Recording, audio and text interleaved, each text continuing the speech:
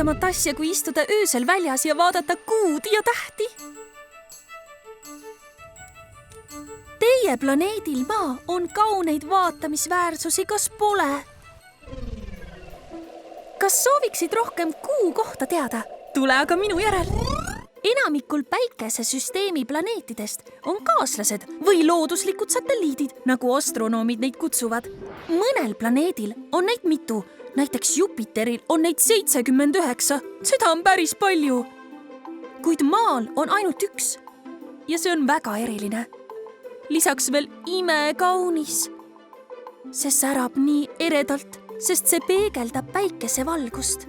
Kuu tiirleb ümber Maa, mis tähendab, et see liigub selle ümber.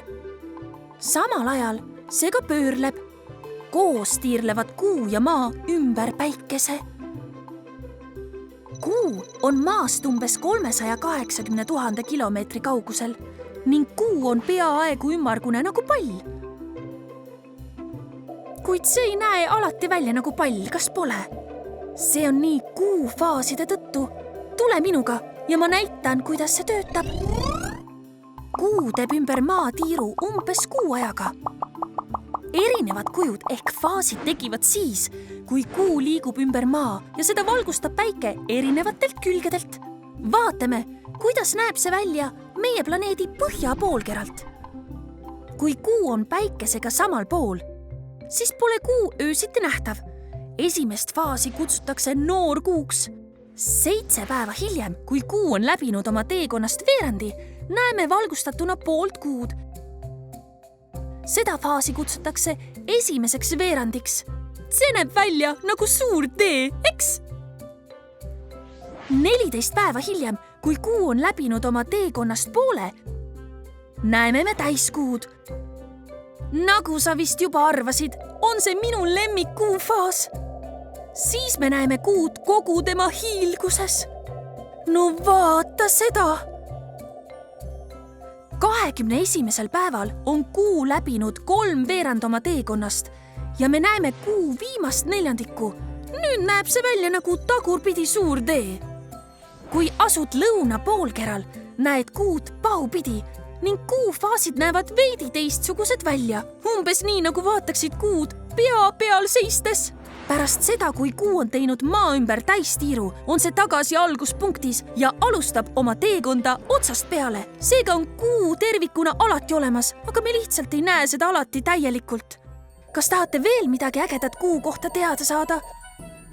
Kuu orbiit on kaldus. See tähendab, et Kuu, Maa ja Päike ei ole alati ideaalselt ühel joonel. Kuid kui see juhtub, toimub midagi suurepärast. Varjutus! Varjutused on maagilised kogemused. Kuu võib varjata päikese täielikult ning võib tunduda, et see kadus taevas täiesti ära. Seda kutsutakse täielikuks päikesevarjutuseks. Lisaks on ka teistsugune varjutus, Kuu varjutus.